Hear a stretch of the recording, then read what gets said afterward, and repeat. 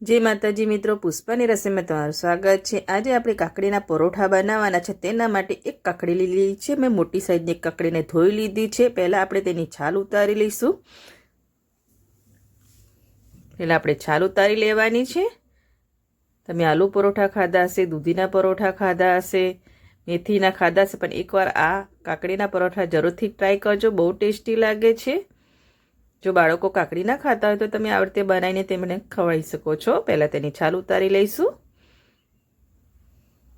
છાલ ઉતારી દીધી છે। એક બાઉલ લઈ લીધું છે। હવે કાકડીને આપણે છીણી લેવાની છે। એકદમ ઝીણી છીણથી નથી છીણવાની, થોડી મીડિયમ છીણથી આપણે તેને છીણી લઈશું।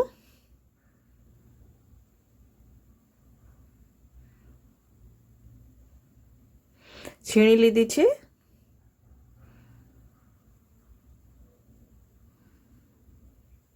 જો પાણી પણ નીકળી રહ્યું છે। કાકડીમાં પાણીનો ભાગ બહુ હોય છે, તેથી આપણે પાણીની જરૂર નહીં પડે। લીલા મરચાં લીધા છે। તીખા લીલા મરચાંનો ઉપયોગ કર્યો છે મેં।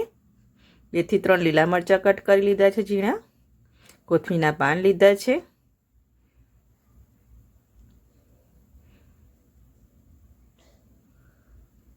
જીરું લઈ લઈશું આખું।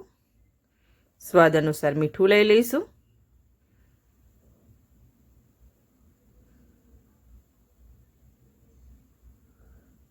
અને થોડીક મીઠાશ માટે ખાંડ લઈ લઈશું। અડધો લીંબુનો રસ લઈ લેવાનો છે।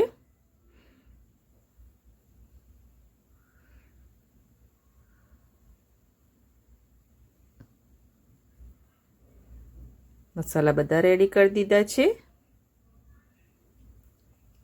થોડું તેલ લઈ લઈશું। 1 ચમચી જેટલું તેલ લીધું છે। સફેદ તલ લઈ લઈશું, અડધી ચમચી જેટલા। હવે તેમાં આપણે લોટ એડ કરવાનો છે। 1 વાટકી જેટલો મેં લોટ લઈ લીધો છે। ઘઉંનો રોટલીનો લોટ આવે છે તે લીધો છે, તે એડ કરી દઈશું। આપણે પાણીની બિલકુલ નહીં જરૂર પડે। આપણે કાકડીમાંથી જ પાણી હોય છે, તેથી લોટ બંધાઈ જાય છે। જો જરૂર લાગે તો તમારે ખાલી છાંટી લેવાનો, પણ વધારે પડતું પાણી એડ નહીં કરવાનું, કે જેમ જેમ લોટ મસળાશે તેમ તેમ કાકડીમાંથી પાણી બહાર નીકળશે, એટલે તમારો લોટ પાછો ઢીલો થઈ જશે। એટલે તમારે પાણી નથી એડ કરવાનો। જો મસળી લીધો છે।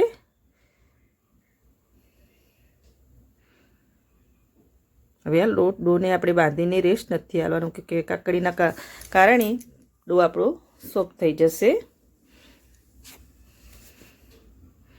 થઈ ગયો છે, જો બંધાઈને રેડી છે।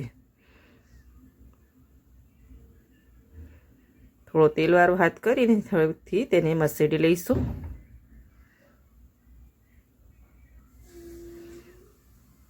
તેલવાળા હાથથી તમારા હાથમાં ચીપકશે નહીં, કાકડી હોવાથી બહુ ચીપકે છે। થોડો તેલવાળો હાથ કરી લીધો છે, થોડું મસળી લઈશું।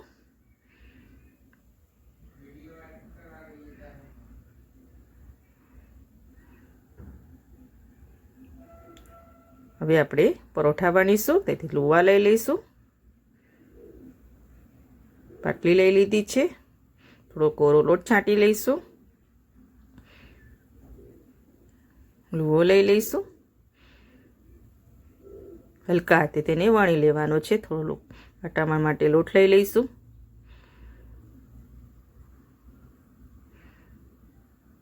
હલકા હાથે વણવાનું છે।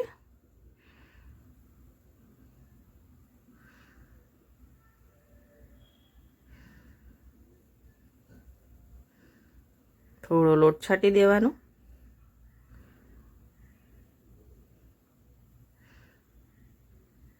વણી લીધો છે આપણે।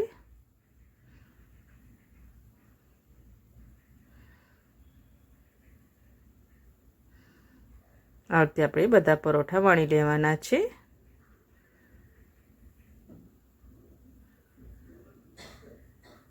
ક્યાંકથી તમને ઠીક લાગે ત્યાં વણી લેવાનું। થઈ ગયું છે, સાઈડમાં મૂકી દઈશું। અને બીજા પણ વણી લઈશું આપણે પરોઠા।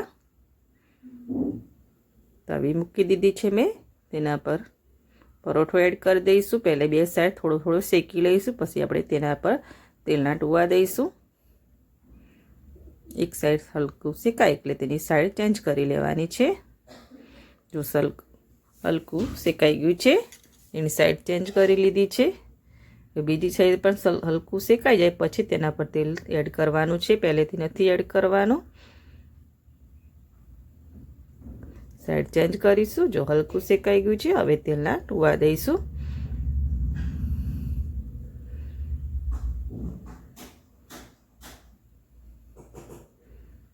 ઉલટ પુલટ કરીને બે સાઈડ સરસ ગોલ્ડન શેકી લેવાનું છે પરોઠાને.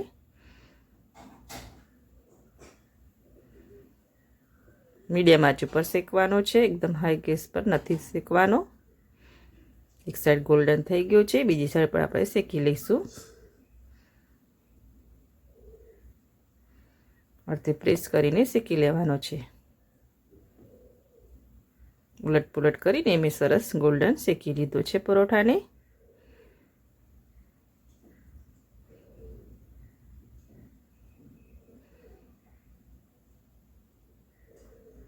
સરસ ગોલ્ડન થઈ ગયો છે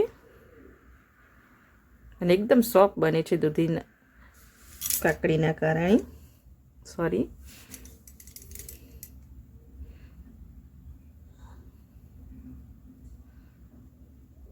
બહાર લઈ લઈશું પ્લેટમાં અને બીજો પરોઠો વણીને રાખ્યો છે તે પણ આપણે શેકી લઈશું. તેને પણ બે સાઈડ પહેલાં હલકો શેકી લેવાનો છે, પછી તેલના ટુવા દેવાના છે. જો એકદમ દેખાઈ રહે છે ને એકદમ કાકડી અને તલ બધું પરોઠામાં અને એકદમ સોફ્ટ હોય છે આ પરોઠો.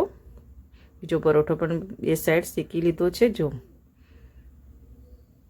ઉલટ પુલટ કરીને હવે તેલના ટુવા દઈને તેને પણ શેકી આવતી આપણે બધા પરોઠા શેકી લઈશું.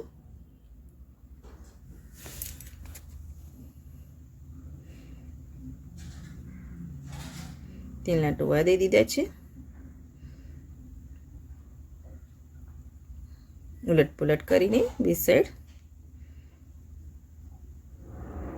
ફટાફટ બની જાય છે. ખાવામાં બહુ ટેસ્ટી લાગે છે. જરૂરથી તમે એકવાર ટ્રાય કરજો. તમે આલુ પરોઠા, મેથીના પરોઠા, દૂધીના પરોઠા, પ્યાજ પરોઠા ખાધા છે, પણ એકવાર કાકડીના પરોઠા ટ્રાય કરજો. બનીને રેડી થઈ ગયા છે અને સર્વ કરી દીધા છે. મેં લસણની ચટણી સાથે સર્વ કરે છે. તમે દહીં સાથે પણ ખાઈ શકો છો, દહીંના રાયતા સાથે પણ ખાઈ શકો છો, પણ મેં આજે લસણની ચટણી સાથે સર્વ કર્યા છે. એકદમ સોફ્ટ બને છે. તમે એકવાર જરૂર ટ્રાય કરજો. લસણની ચટણી સાથે તો બહુ ટેસ્ટી લાગે છે. તમે એકવાર જરૂરથી ટ્રાય કરજો. મેં દહીંવાળી લસણની ચટણી બનાવી છે, તેમાં મેં સર્વ કર્યા છે અને બનીને રેડી છે કાકડીના પરોઠા. તમે એકવાર જરૂરથી ટ્રાય કરજો. બહુ ટેસ્ટી લાગે છે. અને જો તમને મારી આ રેસીપી ગમતી હોય તો મારા વિડીયોને લાઇક કરજો, સબસ્ક્રાઈબ કરજો અને બેલ આઇકન જરૂરથી દબાવજો.